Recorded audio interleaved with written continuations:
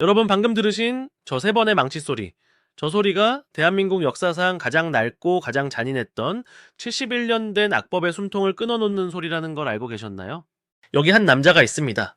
1991년 데뷔 이후 30년 동안 단 한 번의 스캔들도 없이 오직 남을 배려하고 웃겨주는 것밖에 몰랐던 사람. 대한민국 연예계 대표 신사 박수홍 씨죠.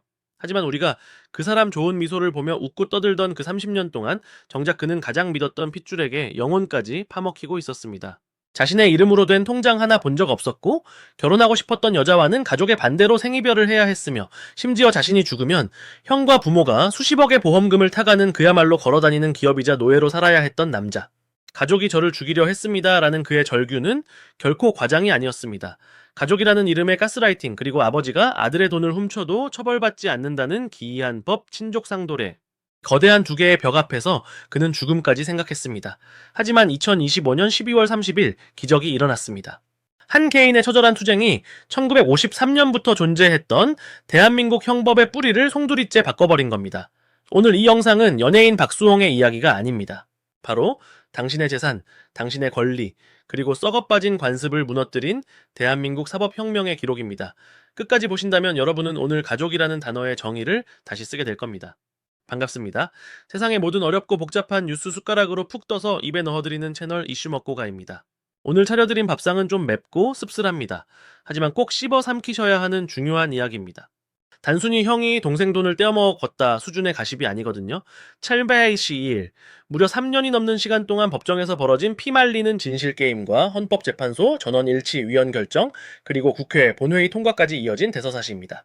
인터넷에 떠도는 단편적인 뉴스 조각들만 보셔서는 절대 이 사건의 본질을 소화하실 수 없습니다. 오늘 이슈 먹고 가가 박수홍 사건의 전말부터 친족 상도례 폐지가 우리 삶에 미칠 영향까지 아주 부드럽게 씹어서 떠먹여 드리겠습니다.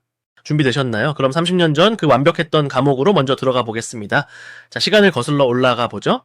2021년 폭로가 터지기 전까지 대중이 기억하는 박수홍 씨는 어떤 이미지였나요? 효자 착한 형 엄마 말 잘 듣는 아들. 네, 맞습니다. 그런데 여러분, 범죄 심리학에서는 이런 상태를 조금 다른 용어로 부릅니다. 바로 그루밍과 가스라이팅이 완벽하게 결합된 상태라고요. 가스라이팅이라는 게 거창한 게 아닙니다. 냄비 속의 개구리 아시죠? 처음부터 뜨거운 물에 넣으면 뛰쳐나오지만 찬물에 넣고 아주 서서히 온도를 올리면 개구리는 따뜻함에 취해 자신이 익어가는 줄도 모르고 죽어갑니다. 박수홍 씨의 지난 30년이 딱 이랬습니다. 형 박진홍 씨와 그 가족들은 박수홍이라는 거위가 황금알을 낳는 동안 그 거위가 절대 울타리를 넘지 못하도록 아주 정교한 심리적 감옥을 설계했습니다. 네, 혹자는 이렇게 말합니다. 아니, 그래도 가족인데 형이 매니저 봐주면 돈 관리 좀 해줄 수 있는 거 아니야. 연예인들 세상 물정 모르니까 형이 챙겨준 거겠지. 여러분, 이게 바로 가장 큰 오해이자 가해자들이 노리는 프레임입니다. 형 박진홍 씨가 가져간 건 단순한 관리비 수준이 아니었습니다. 박수홍 씨는 30년 경력의 톱스타입니다. 감자골 4인방 시절부터 무한도전 야심만만 미우새까지 방송가를 휩쓸었던 그의 누적 수익은 수백억 원대로 추정됩니다. 그런데 충격적인 사실이 뭔지 아십니까? 박수홍 씨는 데뷔 30년 동안 자신의 통장을 직접 관리해 본 적도 공인인증서 비밀번호를 알아본 적도 없었습니다. 모든 경제권은 형과 형수가 쥐고 있었고 박수홍 씨에게는 한 달에 고작 용돈 50만 원이 주어졌을 뿐입니다. 상상이 되시나요? 연매출 수십억 기업의 오너가 알바생 월급보다 적은 돈을 받으며 형 나 신발 하나만 사도 되라고 허락을 구하며 살았던 겁니다. 더 소름 끼치는 디테일들을 말씀드릴게요. 법인카드 내역을 조회해봤더니 정말 기가 막힌 내역들이 쏟아져 나왔습니다. 박수홍 씨의 방송 활동을 위해 쓰여야 할 법인카드가 형수와 조카들의 고급, 피트니스 센터 등록비, 백화점, 명품 쇼핑, 심지어 조카들의 학원비와 마트 장보기 비용으로 펑펑 쓰이고 있었습니다. 박수홍 씨가 방송국 대기실에서 김밥 한 줄로 끼니를 때우며 벌어온 돈이 형, 가족의 호의호식에 쓰인 거죠. 하지만 돈보다 더 잔인했던 건 정서적 학대입니다. 박수홍 씨가 과거 결혼을 생각했던 여성이 있었던 거 기억하시나요? 네, 당시 가족들의 반대가 극심해서 결국 헤어졌다라고 방송에서 눈물을 흘린 적이 있죠. 그때 가족들이 반대한 이유가 뭐였을까요? 여자가 사주가 안 좋다, 집안이 안 맞다, 아닙니다.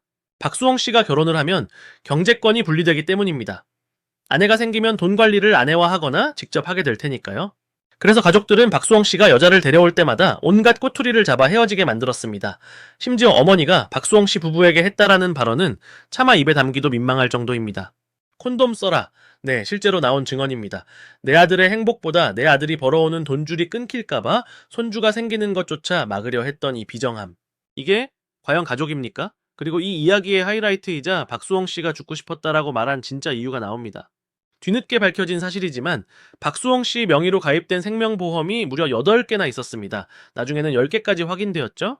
납입된 보험료만 13억 9천만 원이 넘습니다. 그런데 이 보험들의 성격이 아주 묘합니다. 질병이나 상해를 보장하는 게 아니라 사망 시 고액의 보험금이 나오는 상품들에 집중되어 있었거든요.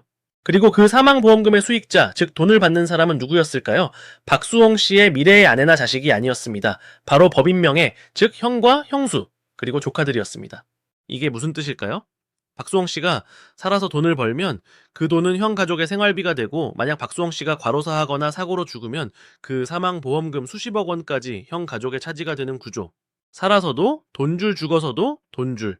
완벽하게 설계된 박수홍 착취 시스템, 넷플릭스 범죄 다큐멘터리보다 더 소름 끼치는 현실이 바로 여기 있었습니다.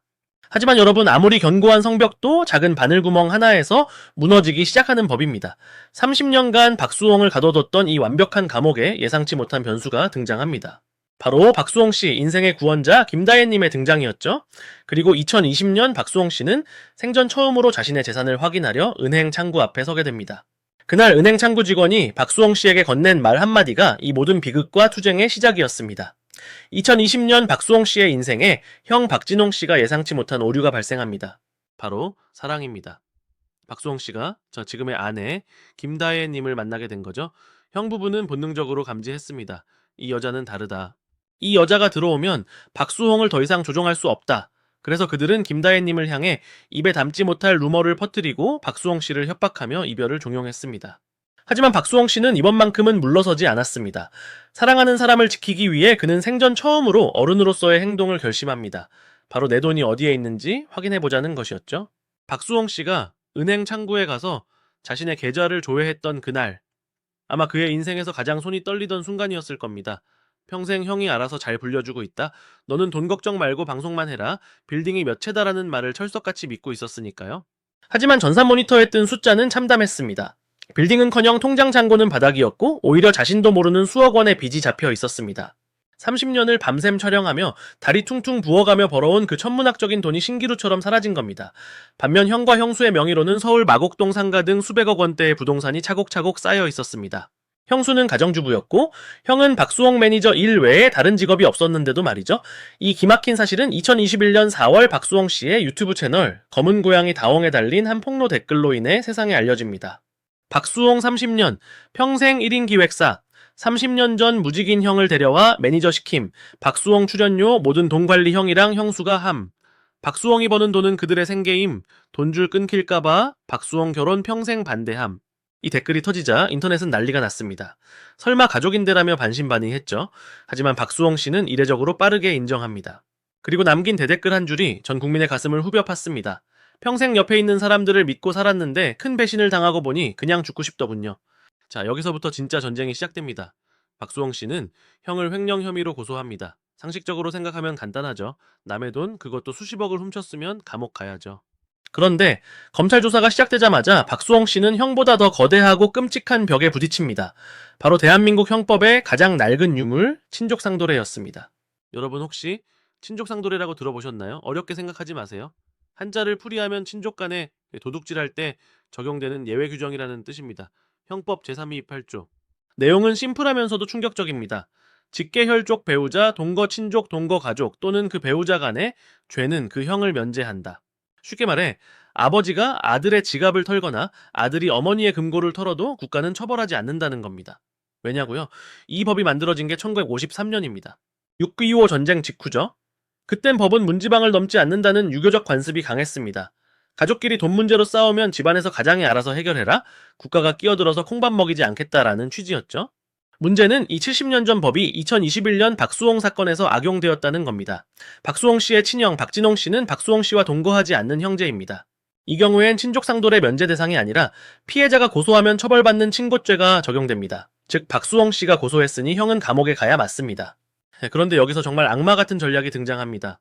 박수홍 씨의 80대 아버지가 갑자기 검찰 조사에서 폭탄 발언을 한 겁니다. 큰아들은 아무것도 모른다. 횡령 그거 다 내가 했다. 박수홍 통장 도장 비밀번호 다 내가 관리했고 돈도 내가 다 뺐다. 큰아들은 억울하다. 여러분 아버지가 왜 굳이 자기가 도둑놈이라고 자처했을까요? 아들을 너무 사랑해서? 천만에요. 여기엔 치밀한 법적 계산이 깔려 있습니다. 친족상돌의 조항을 다시 생각해보세요. 직계혈족, 즉 부모와 자식 간의 재산 범죄는 형을 면제한다고 되어 있죠. 즉 형이 횡령했다라고 하면 감옥에 가지만 아버지가 횡령했다라고 하면 친족상돌에 의해 아예 처벌을 받지 않습니다. 무죄나 다름없는 공소권 없음 처분이 나옵니다. 이게 무슨 뜻입니까? 아버지는 자신이 처벌받지 않는 무적의 신분이라는 걸 알고 내가 훔쳤으니 나를 잡아가라 하지만 법적으로 못 잡아가지롱이라며 큰아들의 죄를 뒤집어 쓰려 한 겁니다. 작은아들 박수홍의 피눈물 따위는 안중에도 없고 오로지 횡령한 돈과 큰아들을 지키기 위해 아버지가 인간 방패를 자처한 셈이죠. 상상이 되십니까? 검사실에서 아버지가 눈을 부라리며 내가 다 훔쳤다는데 네가 어쩔 거냐라고 소리칠 때 박수홍 씨가 느꼈을 그 절망감을요. 법이 피해자를 보호하는 게 아니라 오히려 가해자 가족에게 범죄 면허를 쥐어준 꼴이었습니다. 하지만 박수홍 씨는 무너지지 않았습니다.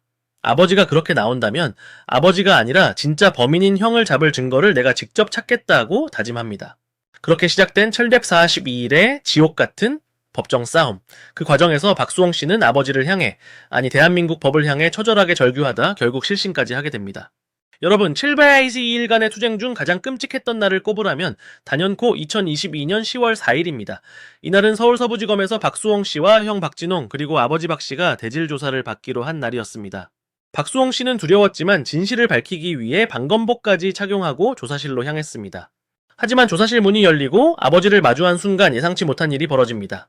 아버지는 아들을 보자마자 다짜고짜 정강이를 걷어차고 폭언을 퍼붓습니다. 인사도 안 하냐? 흉기로 배를 찔러버리겠다.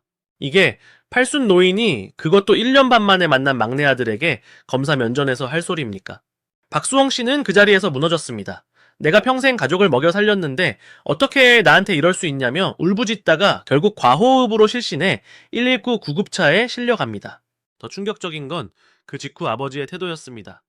아들이 실신에 실려 나가는데도 아버지는 태연하게 식사를 하러 갔다고 전해집니다. 이 사건은 박수홍 씨에게 그리고 지켜보던 국민들에게 확실하게 각인시켜 주었습니다. 이들은 더 이상 가족이 아니다. 탐욕에 눈이 먼 괴물이다. 그렇게 피를 토하는 심정으로 싸워 마침내 2024년 2월 1심 판결이 나옵니다. 검찰은 형에게 징역 7년, 형수에게 징역 3년을 구형했습니다. 하지만 재판부의 판결은 어땠을까요? 친형 박진홍은 징역 2년 하지만 도망갈 우려가 없다며 법정 구속을 안 했습니다. 형수 이 씨는 무죄였습니다. 순간 법정에는 정적이 흘렀습니다. 재판부는 박수홍 개인자금 16억 원을 쓴 건 횡령으로 보기 어렵다라고 판단했고 오직 연예기획사 자금 20억 원 횡령만 인정했습니다. 게다가 형수는 전업주부라 몰랐을 수도 있다며 무죄를 선고했죠. 박수홍 씨는 억장이 무너졌습니다. 30년 착취의 대가가 고작 징역 2년, 그것도 감옥에 가지 않고 집으로 걸어가는 형의 뒷모습을 봐야 한다니요. 많은 분들이 이때 대한민국 법은 죽었다며 분노하셨습니다. 하지만 포기는 없었습니다. 박수홍 씨 측은 즉각 항소했고 2심 재판부는 1심과 달랐습니다. 2025년 12월 19일 서울고등법원. 재판장이 판결문을 읽어내려가자 형 부부의 얼굴이 하얗게 질렸습니다. 친형은 징역 3년 6개월로 형량이 증가했고 법정 구속되었습니다. 형수는 무죄에서 징역 2년 집행유예 3년으로 유죄 전환되었습니다. 재판부는 꾸짖었습니다. 동생의 신뢰를 배신하고 가족이라는 명목해 장기간 거액을 횡령한 죄질이 매우 불량하다. 특히 1심에서 무죄였던 형수에게 유죄가 선고된 것이 컸습니다. 법인카드로 결제한 내역들이 명백히 생활비였다는 것이 인정된 거죠. 1대2일 만에 처음으로 형이 수갑을 차고 구치소로 끌려가는 모습을 보며 박수홍 씨는 비로소 긴 숨을 토해낼 수 있었습니다. 사실 형사재판보다 더 역사적인 사건은 따로 있었습니다. 박수홍 씨는 형을 고소하면서 동시에 헌법소원을 제기했습니다. 바로 아까 말씀드린 그 악마의 조항 친족 상도례 때문이었죠. 박수홍 씨의 변호인은 이렇게 주장했습니다. 가족이라는 이유만으로 범죄를 용서해주는 법이 어디 있습니까? 이는 피해자의 재판받을 권리를 침해하고 평등권을 위반하는 위헌입니다. 이 주장은 대한민국 법조계에 거대한 파장을 던졌습니다. 71년 동안 아무도 건드리지 못했던 가족끼리는 법이 끼어들지 않는다는 성격의 도전장을 내민 거니까요. 그리고 마침내 운명의 날 2014년 6월 27일 헌법재판소 대심 판정, 재판관 9명이 자리에 앉았습니다. 주문이 낭독됩니다.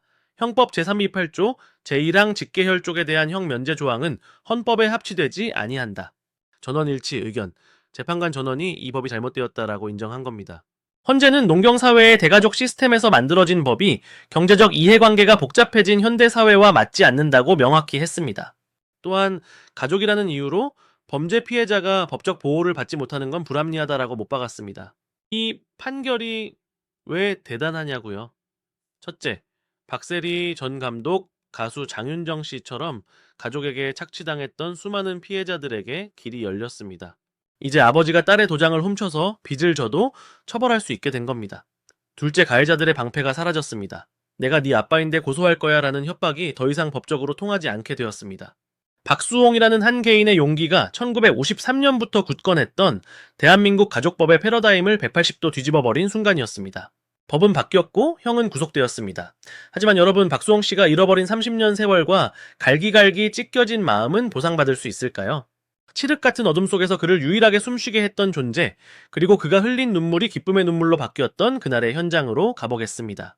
법정 싸움이 한창이던 2023년 박수홍 부부에게는 또 다른 시련이 있었습니다. 바로 난임이었습니다. 생각해보세요. 30년간 믿었던 가족에게 배신당하고 아버지가 칼을 들고 협박하는 상황에서 정상적인 임신이 가능했겠습니까? 박수홍 씨는 극심한 스트레스로 체중이 15kg나 빠졌고 혈변을 볼 정도로 건강이 망가져 있었습니다. 하지만 두 사람은 포기하지 않았습니다. 시험관 시술이라는 고통스러운 과정을 견뎌냈습니다. 아내 김다혜님은 매일 배에 주사를 꽂으며 울었고 박수홍 씨는 그런 아내를 보며 나 때문에 고생한다며 자책했습니다. 그러던 어느 날 기적처럼 두 줄이 떴습니다. 태명 전복이. 전화위복의 줄임말이자 엄마 뱃속에 전복처럼 딱 붙어있으라는 뜻이었죠. 그리고 2024년 10월 마침내 딸 전재희 양이 세상에 빛을 봅니다. 박수홍 씨가 54세에 얻은 처사이. 그가 갓 태어난 딸을 안고 오열하는 장면은 방송을 통해 공개되어 수많은 시청자들을 울렸습니다. 그 눈물은 단순한 기쁨이 아니었습니다. 나를 죽이려던 핏줄을 끊어내고 나를 살게 할 새로운 핏줄을 만났다라는 안도감의 눈물이었을 겁니다. 이 날을 기억해야 합니다. 박수홍 씨 딸의 돌잔치가 열린 날입니다. 장소는 서울의 랜드마크 시그니엘 호텔 78층, 대한민국에서 가장 높은 곳 중 하나죠. 이 장소 선정부터가 상징적입니다. 과거 박수홍 씨의 결혼식에는 부모님도 형도 오지 않았습니다. 가족석이 텅 빈 채로 결혼식을 치렀죠. 하지만 이날 돌잔치는 달랐습니다. 유재석, 강호동, 김국진 등 연예계 절친들이 하객으로 가득 찼고 박수홍 씨의 얼굴에는 그 어느 때보다 환한 미소가 걸려 있었습니다. 특히 박수홍 씨가 마이크를 잡고 했던 말이 인상적입니다. 제 인생에서 가장 행복한 날입니다. 이 아이를 위해 부끄럽지 않은 아빠가 되기 위해 끝까지 싸웠고 앞으로도 지켜낼 겁니다. 이는 단순한 생일 파티가 아니었습니다. 자신을 가스라이팅했던 과거의 가족에게 보란 듯이 나는 너희 없이도 이렇게 완벽하게 행복하다. 내 진짜 가족은 여기 있다라고 선포하는 독립선언문과도 같았습니다. 딸 제이 양은 태어나자마자 광고 제안만 17개가 들어올 정도로 복덩이가 되었습니다. 형이 뺏어간 돈딸과 함께하는 행복에 비하면 아무것도 아니라는 듯이 말이죠. 하지만 박수홍 씨의 복수는 행복하게 잘 사는 것에서 멈추지 않았습니다. 그는 자신이 겪은 지옥을 다른 누군가가 겪지 않도록 대한민국 법의 뿌리를 뽑아버리기로 결심합니다. 그리고 2025년 12월 30일 국회 본회의장에 전 국민의 시선이 쏠립니다. 2025년 12월 30일 대한민국 국회 본회의장, 안건으로 형법 일부 개정 법률안이 올라옵니다. 핵심은 헌법재판소의 헌법 불합치 결정에 따른 후속 입법, 즉 친족 상도례 폐지였습니다. 재석 의원들의 투표가 시작되고 전광판에 결과가 뜹니다. 가결.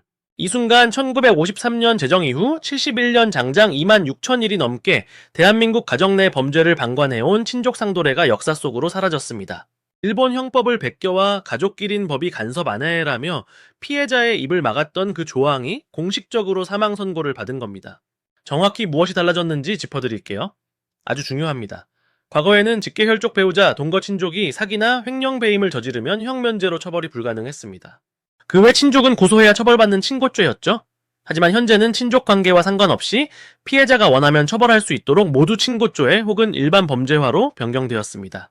특히 형면제 조항이 아예 삭제되었습니다. 이제 박수홍 씨 아버지처럼 내가 훔쳤으니 처벌 못하지라며 배짱 부리는 일은 불가능해졌습니다. 아들이 아버지를 고소할 수 있냐고요? 내 범죄를 저질렀다라면요. 이것은 폐륜이 아닙니다. 가족이라는 가면을 쓴 범죄자로부터 개인의 존엄을 지키는 정의가 실현된 것입니다. 여기서 짚고 넘어가야 할 아주 중요한 포인트가 있습니다. 그럼 박수홍 씨 사건은 이미 지난 일인데 적용이 되나요? 헌법재판소의 헌법 불합치 결정은 해당 조항이 위헌으로 결정된 시점부터 효력을 잃게 합니다. 따라서 박수홍 씨 재판의 경우 헌재 결정 이후에 진행되는 재판이나 확정되지 않은 혐의들에 대해서는 이 개정된 법리가 적용되거나 적어도 재판부의 양형에 지대한 영향을 미치게 됩니다. 실제로 2심 재판부가 형에게 중형을 선고하고 형수에게 유죄를 때린 배경에는 이제 더 이상 가족범죄를 관대하게 봐선 안 된다라는 헌재와 국회의 강력한 시그니처가 깔려 있었던 겁니다. 법안이 통과된 직후 아내 김다혜님은 SNS에 이런 글을 올립니다. 나라를 바꾼 수홍 아빠. 이 짧은 문장에 모든 것이 담겨 있습니다. 30년 동안 착취당했던 바보 형이 이제는 하나이의 자랑스러운 아버지이자 대한민국 5천만 국민의 재산권을 지켜낸 입법 영웅이 되었다라는 선언이었습니다. 자, 이제 모든 싸움은 끝났습니다. 가해자는 감옥으로 법은 개정으로 그리고 박수홍 씨는 가정으로 돌아갔습니다. 하지만 우리는 이 사건을 여기서 끝내선 안 됩니다. 왜냐고요? 지금 이 순간에도 가족이니까라는 말로 고통받고 있는 제2, 제3의 박수홍이 우리 주변에 너무나 많기 때문입니다. 긴 시간 우리는 한 남자의 30년 인생과 1142일의 투쟁을 함께 했습니다. 이 거대한 서사시를 딱 세 줄로 요약하자면 이렇습니다. 첫째, 맹목적인 믿음은 독이다. 네, 가족이니까 알아서 해주겠지라는 안일함이 30년의 노력을 물거품으로 만들 수 있음을 그는 뼈아픈 대가를 치르며 증명했습니다. 둘째, 침묵하지 않는 용기가 세상을 바꾼다. 아버지가 칼을 들고 협박해도 가족 모두가 등을 돌려도 포기하지 않고 목소리를 냈기에 71년 된 악법이 무너졌습니다. 셋째, 진정한 가족은 혈연이 아니라 믿음으로 맺어진다. 자신을 돈줄로만 본 혈육을 끊어내고 진짜 사랑해주는 아내와 딸을 선택함으로써 그는 비로소 진정한 가장이 되었습니다. 여러분 혹시 지금 마음 한구석이 찜찜하신가요? 우리 형은 안 그럴 거야, 내 자식인데 설마라고 생각하시나요? 박수홍 씨도 30년 동안 그렇게 생각했습니다. 오늘 이 영상을 보셨다면 지금 당장 다음 3가지를 실천하십시오. 이건 가족을 의심하라는 게 아닙니다. 건강한 가족 관계를 지키기 위한 최소한의 안전장치입니다. 첫째, 내 명의의 계좌 보험 부동산 내역을 직접 확인하세요. 앱 하나면 1분 안에 다 나옵니다. 내가 모르는 보험이 가입되어 있진 않은지, 내 도장이 어디에 찍혀 있는지 눈으로 확인하십시오.